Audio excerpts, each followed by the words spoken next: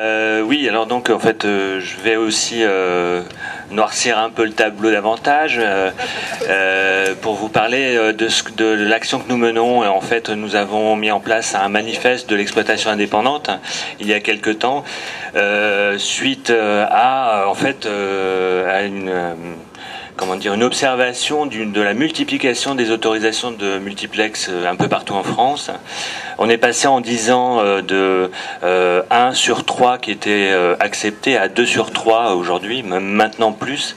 Et à tel point que, en fait, le fait d'avoir créé ce manifeste, parce que ça a quelques mois, donc le manifeste a été signé par surtout principalement des associations de salles indépendantes, à peu près 550 écrans, représentant 550 écrans, établissements, pardon, 550 établissements. Depuis qu'on a édité ce manifeste, je viens d'apprendre en fait il y a quelques temps qu'il y a une mission que va commanditer le CNC sur justement l'implantation des multiplexes.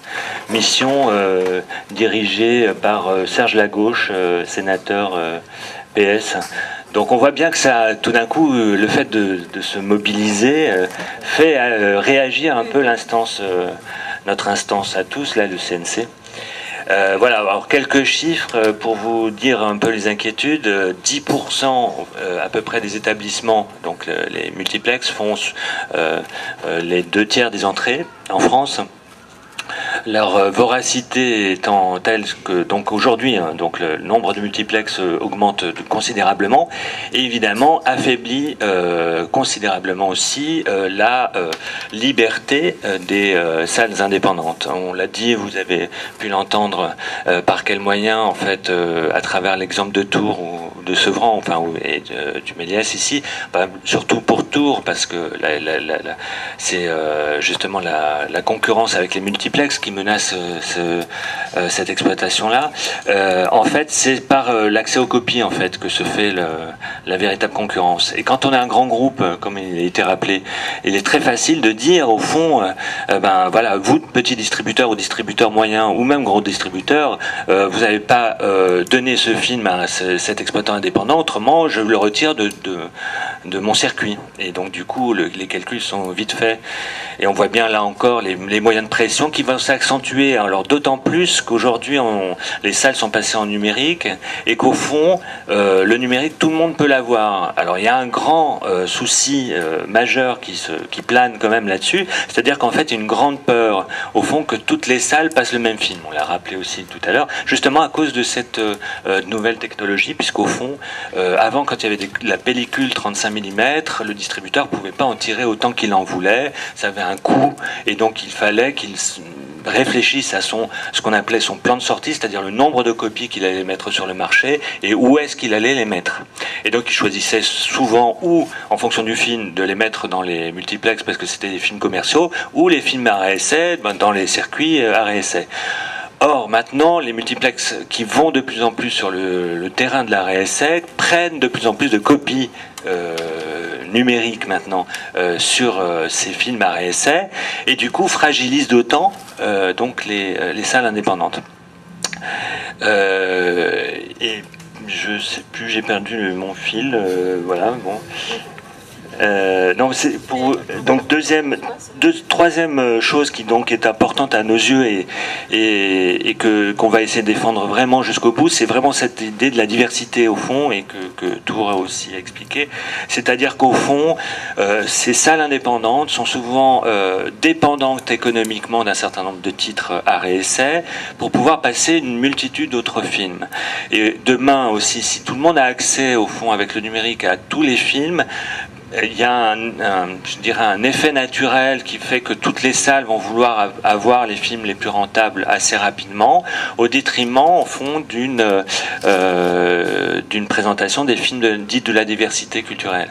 Donc c'est ça qui est en train de se jouer. La grande peur, elle vient pas de nous, en fait, des salles qui ont une éditorialisation forte, qui savent très bien panacher l'arrêt essai, les films arrêt essai porteurs et les films recherche plus pointus. Ça vient vraiment des multiplex qui ont peur, au fond, et c'est pour ça qu'ils commencent à attaquer sur la RSA, ils ont peur, au fond, que les petites salles municipales à côté des grands multiplex puissent avoir le même film et viennent leur rogner des parts de marché. D'où la concurrence de plus en plus féroce qui est en train de se mettre en place et des pressions de plus en plus importantes de la part des grands groupes pour éviter que les petites salles puissent avoir accès aux films. Et donc, la grande interrogation derrière pour nous, ça va être si aussi, quelque part, on a un accès si facile, comment on va faire pour préserver une diversité culturelle. Et la seule manière, moi c'est pas le bâton, c'est plutôt la carotte, c'est d'essayer d'imaginer comment par des régulations, on puisse favoriser au fond les salles qui font un travail d'intérêt général, culturel général, et qui présentent la diversité du cinéma dans leur lieu, et donc les aider par la subvention RSS, c'est-à-dire une aide sélective qui existe depuis longtemps en France, et voilà, et qui je ne vais pas rentrer dans les détails, mais qui aujourd'hui est attribué avec beaucoup quand même de biais économiques, c'est-à-dire qu'on a plutôt tendance à donner cette subvention qui est une subvention pour récompenser les salles qui font un vrai effort de présentation des films de la diversité. Ça se tourne de plus en plus à une aide économique pour les salles privées. Donc voilà, donc notre combat il est aussi un petit peu sur ça, c'est-à-dire essayer de préserver tout type de salle indépendante, quelle que soit sa structure, ce que ce soit des salles municipales ou des salles privées ou des salles associatives comme à Tours. Voilà, donc ce manifeste a été diffusé depuis mars. On ne veut pas s'arrêter là. On veut évidemment aller plus loin, et aller plus loin, ça veut dire au fond structurer la résistance au fond des salles de cinéma et préserver quand même un parc de salles unique vraiment important en France et qui permet au fond une vraie diffusion culturelle cinématographique. Et donc la seule manière pour l'instant c'est de se syndiquer, et parce qu'au fond il y a il y a des syndicats, mais les syndicats n'existent pas, enfin ceux qui sont là ne font rien, ne sont véritablement que des coquilles vides, et donc on réfléchit très fortement à créer un syndicat, et on le fait aussi à l'appui d'élus qui ont bien compris aussi, tous les élus ne sont pas aussi, obtus que ceux que vous pouvez connaître. Certains élus ont bien compris l'importance de sauvegarder et d'avoir dans leur commune un lieu de diffusion culturelle comme les salles de cinéma. Et donc c'est avec des élus, pour l'instant du Front de gauche, mais on veut essayer aussi de l'élargir, qu'on va réfléchir à essayer de mettre en place un projet de loi pour limiter la casse, c'est-à-dire limiter l'implantation des multiplexes aujourd'hui en France, qui est considérable, qui est à mon avis le premier élément de régulation que devrait avoir le politique.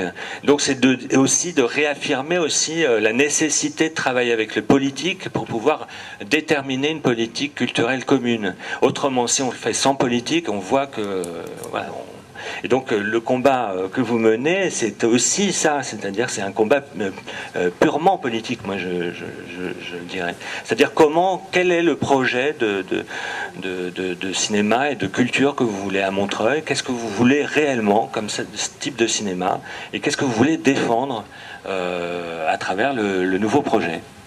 Et voilà. Merci.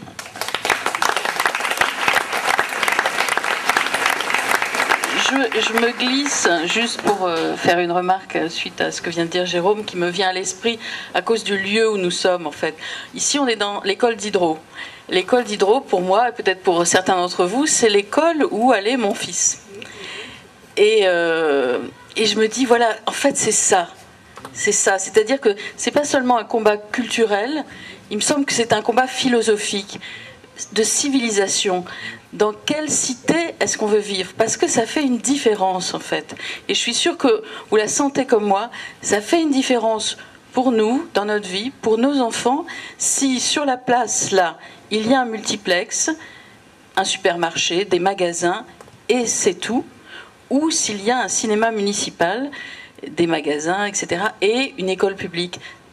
Ça fait une différence parce que on dit nous tous dans la société, pas seulement dans nos idées, dans nos convictions, on dit il y a une alternative, le marché n'est pas tout puissant, ça n'est pas 100% de la société, il y a une alternative et nous avons la force de la faire vivre et de la développer. Ce n'est pas seulement quelque chose qui est dans la cave ou dans le grenier, un petit truc à part, mais c'est quelque chose de vivant, qui a un mouvement, qui grandit et qui éclaire nos vies. Et ça, c'est pour ça aussi qu'on doit se battre, pas seulement pour préserver la possibilité pour les cinéastes dont je suis de diffuser leurs films, mais pour notre vie à tous, la couleur de notre vie. Ça, c'est très important et je profite de ce petit moment pour le dire.